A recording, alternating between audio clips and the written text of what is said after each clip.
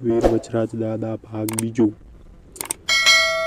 જોઈએ તો મિત્રો, સમય વીતતો ગયો. વચરાજ સોલંકી યુવાન થયા. તેમના લગ્ન લેવાયા. કંકાપુરીના કનક ચાવડાના માંડવે જાન પરાણવા માટે જાય છે. માર્ગ બહુ લાંબો હતો. રસ્તામાં જાનૈયાઓને તરસ લાગી. પાણીની શોધ કરવા લાગ્યા. એવામાં ગાયોનું રહેઠાણ, હનુમાનજી મંદિર, સંતોની ફૂટિયા પાણીની વાવ, અવેડો દેખાયો. જોતાં જ વેરડા ઊભા રહ્યા. પાણી માટે સૌ ઉતરવા માંડ્યા. અતિથિને દેવ માનનારી દેવલબેન હરખાતા ઉતાવળા પગલે સામે દોડ્યા. બે હાથ જોડી ઉજળો આવકાર આપ્યો. જાનૈયાઓએ પીવા માટે પાણી માગ્યું. દેવલબેને પોતાના બંને હાથના થાપા જય ગુરુ મહારાજ નાદ સાથે ધરતી ઉપર ઝીંક્યું. ધરતીના પેટાળમાંથી ગંગાજળ સમા નીરની ધારા વહેતી થઈ. વીરડીમાંથી બહેનશ્રીએ ચૂંદડીને છેડે આખી જાનને પાણી પાયું. સૌની તરસ છીપાણી. બહેનની સેવા અને સત જોઈ સૌ કોઈ અચરજ પામી ગયા. વીર વચરાજ વરરાજાએ આગળ આવી બહેનને પ્રણામ કર્યા. બહેન, હું એક રાજપૂતનો દીકરો છું. દીવ મારી રાજધાની છે અને વરરાજો પણ છું. તમે મારી જાનના હૈયા ટાઢા કર્યા.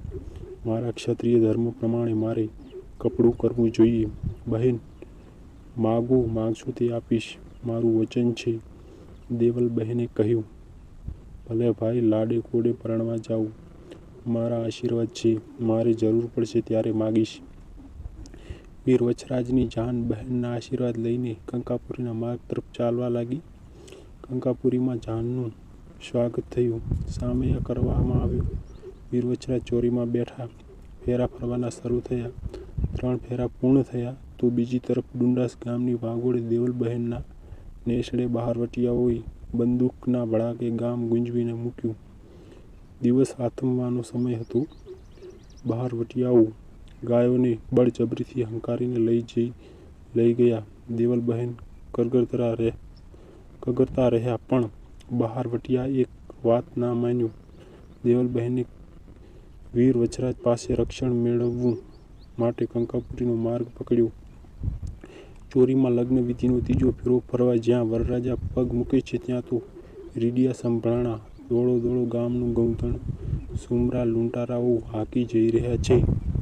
કચ્છના નાના રણની કાંધી માથે બેઠેલા હાલના પાટણ જિલ્લાના સમી તાલુકામાં આવેલ કુંવર ગામમાં આનંદનો દરિયો ઉછળી રહ્યો છે.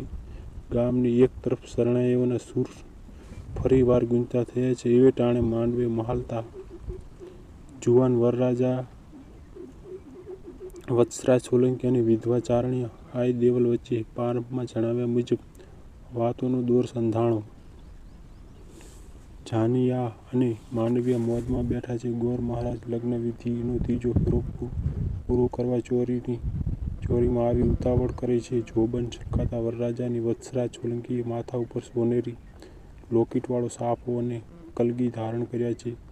જરિયન જામો ઝંઝાળતા થઈ માંડવામાં પ્રતિબિંબો પાડે છે. બીના તો એવી બની છે કે આ વચરાજ સોલંકી એટલે આઈ બેચરાજીમાં જ્યાં બેસણા છે તે સ્થાને કે તેથી 3 કિમી અંતરે આવેલ કાલરી નામના ગામમાં ગિરાસદર હાથીજી સોલંકી બીજા નંબરનું સંતાન. સેવા ત્યાગ તેમજ પરહિતની લાગણીને કારણે હાથીજી તરફ લોકો આદરની નજરે જોતા. 12 વર્ષ સુધી ધર્મપરાયણતા અને ગૌસેવા કરવા છતાં તેમના રાજપૂતાણી કેસરબાનો ખોળો ખાલી હતો. ગિરાસદારને શોભે તેવી દોમદોમ સાહેબીનો વારસદાર ન હોવાથી દંપતીનું આયખું ડુંગર જેવડું ભારે થઈ ગયેલું.